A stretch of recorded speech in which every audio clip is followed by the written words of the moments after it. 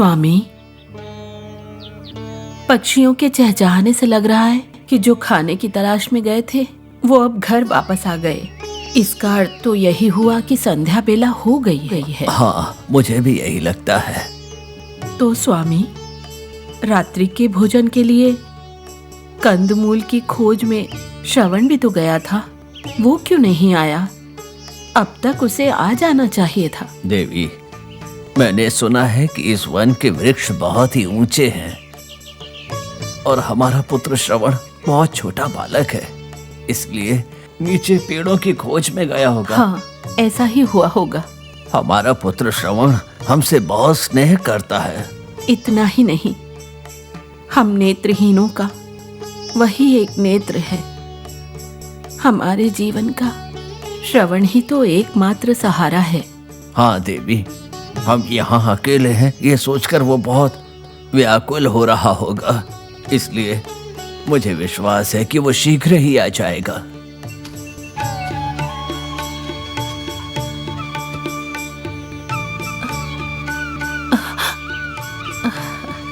श्रवण,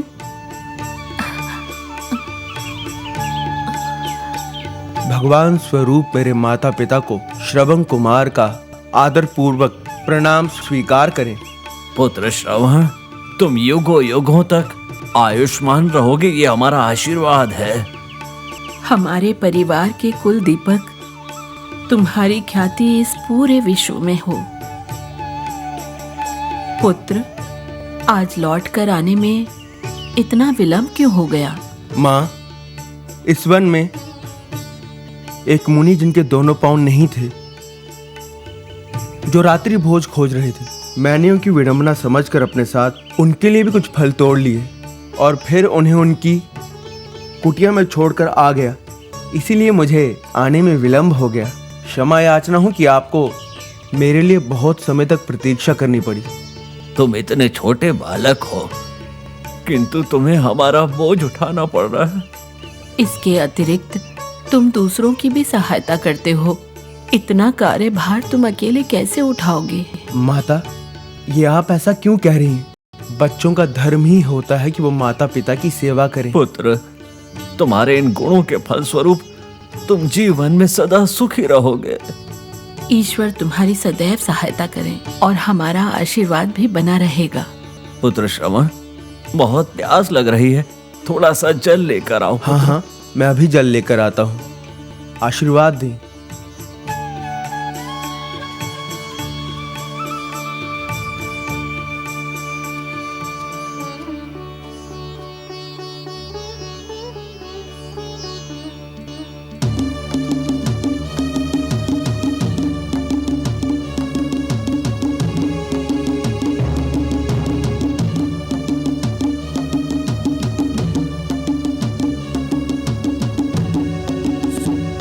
सैनिकों, चारों दिशाओं में जाओ।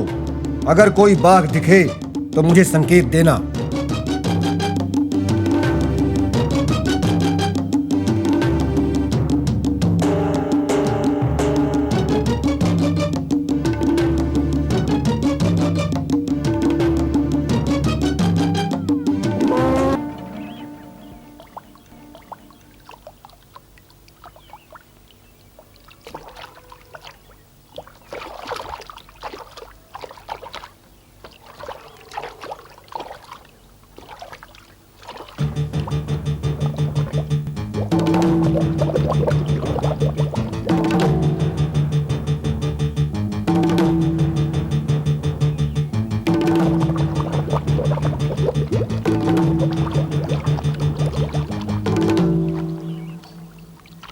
ये तो हाथी के पानी पीने का स्वर है।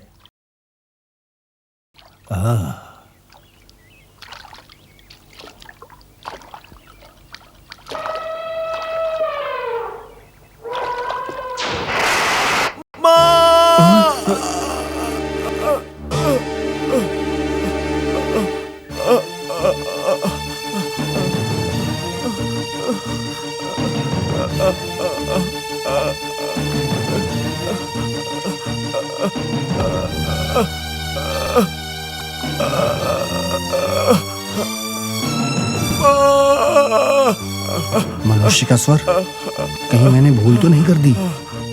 ये तो मैंने अनर्थ कर दिया। चल कर देखता हूँ।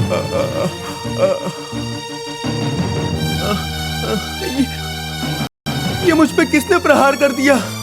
मैंने क्या पाप किया है? मैंने तो आज तक किसी का बुरा नहीं किया, तो मेरे साथ ऐसा क्यों हुआ? माता पिता की प्यास ना बुझाने का पापी हो जाऊंगा। माँ, माँ, माँ, मुझे किसने मारा? भाई, भाई, भाई, भाई, तुम कौन हो? मैं अयोध्या का चक्रवर्ती दशरथ। क्षमा करो महाराज, आपने मुझ पर बाण क्यों चलाया? क्यों चलाया मुझ पे बाण? बताइए, मेरा अपराध क्या था? बताइए, बताइए आप। नहीं, मैं तो अपने नेत्रहीन माता पिता के लिए जल लेने जा रहा था। मेरे माता पिता मेरी राह देख रहे होंगे और आपने मुझ पे बाण चला दिया। बताइए, बताइए आप, आखिर मेरा अपराध क्या था? बताइए, मेरा अपराध क्या था? बताइए ना आप। मैंने तुम पर बाण नहीं चलाया। आखेट के लिए आया था। पानी की ध्वनि सुनकर मुझे लगा कि हाथी है, यही विचार कर बाण चलाया था, किंतु मेरे दुर्भाग्य से बाण तुम्हें लग गया। हाथी के शिकार के स्थान पर मनुष्य का शिकार कर दिया आपने। भाई, भाई, बिना सोचे समझे आपने शिकार कर दिया। क्या आपको इस बात का ज्ञात नहीं कि आपने क्या पाप कर दिया है? भाई, महाराज, मेरे माता पिता वृद्ध हैं, नेत्रहीन हैं।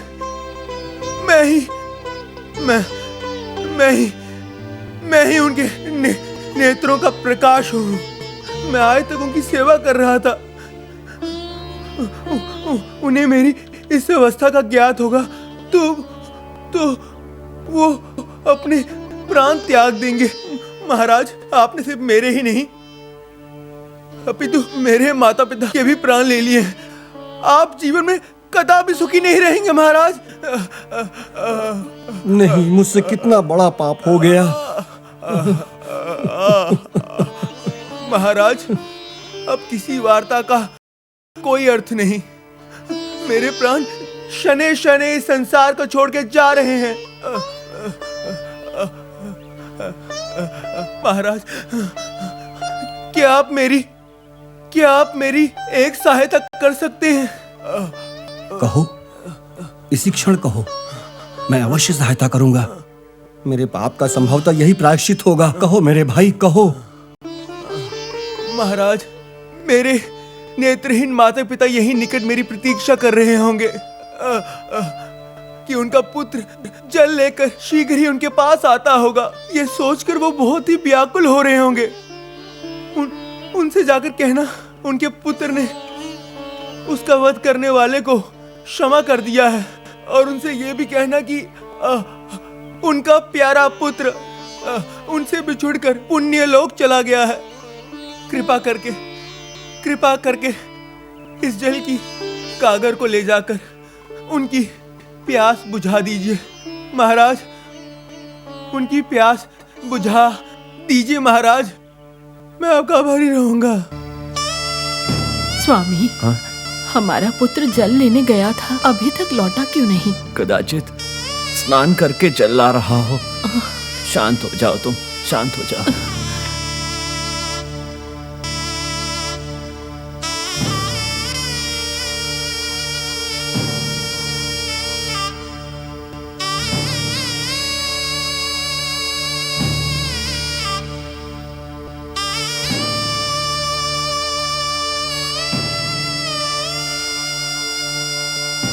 श्रवण, तुम आ गए पुत्र। क्षमा करना प्रभु। उत्तम मुनि दंपति के चरणों में मेरा सादर प्रणाम स्वीकार हो।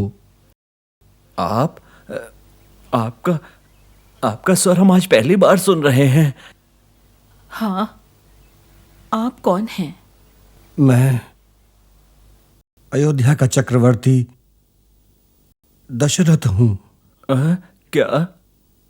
मैं आप लोगों के लिए जल लाया हूं। क्या कहा? हमारे लिए आप जल लेकर आए हैं, तो हमारा पुत्र कहाँ है? श्रवण कहाँ है? आपका पुत्र मेरा पुत्र श्रवण तालाब के निकट तालाब के निकट? क्या हुआ तालाब के निकट? बताइए। कहिए। मृत पड़ा हुआ है। मेरा पुत्र मर गया। मेरा ये क्या कह रहे हैं? श्रवण, श्रवण, हमारा पुत्र, श्रवण, हमारा पुत्र मर गया। हमारा पुत्र श्रवण, श्रवण बेटा, श्रवण। इतनी तपस्या के बाद प्राप्त हुआ, हमारा श्रवण मर गया। कैसे मरा हमारा पुत्र? बताइए महाराज, कैसे मरा हमारा पुत्र? कैसे मरा? जल्दी बताइए, मेरा हृदय फटा जा रहा मुझे है। क्षमा करिएगा, मेरी भूल के कारण ही आपके पुत्र की मृत्यु हुई है। ये आप क्या कह रहे हैं महाराज? महर्षि, मेरी ही मूर्खता के कारण आपका प्यारा पुत्र अब इस संसार में नहीं रहा। तालाब से जल पीने की ध्वनि सुनकर मैंने समझा हाथी है और मैंने तीर चला दिया। दुष्ट पापी, न केवल हमारे पुत्र की हत्या की, ऊपर से साहस देखो कि ये बात हमें आकर बता रहे हो। जिस सूर्य कुल की संसार आराधना करता है, तुमने उसी महान सूर्य कुल में जन्म लिया है। अरे पापी, तुमने ऐसा मूर्खतापूर्ण कार्य कैसे किया? हमारे पुत्र की जान ले ली। क्या तुम्हें पशु और मनुष्य में भेद नहीं दिखता?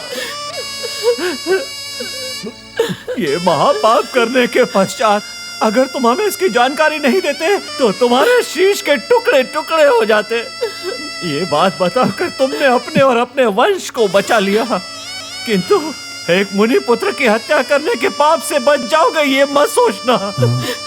जैसे आज हम अपने पुत्र के वियोग से दुखी हैं, ठीक उसी तरह एक दिन तुम भी अपने पुत्र से अलग होकर उसके वियोग में दुखी होगे और तुम इससे बच नहीं सकते, कभी नहीं बच सकते। ये मेरा श्राप है, ये मेरा श्राप है, ये मेरा श्राप है।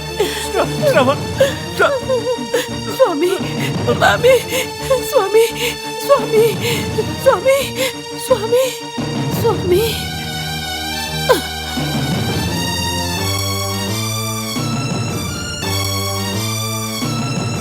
नहीं,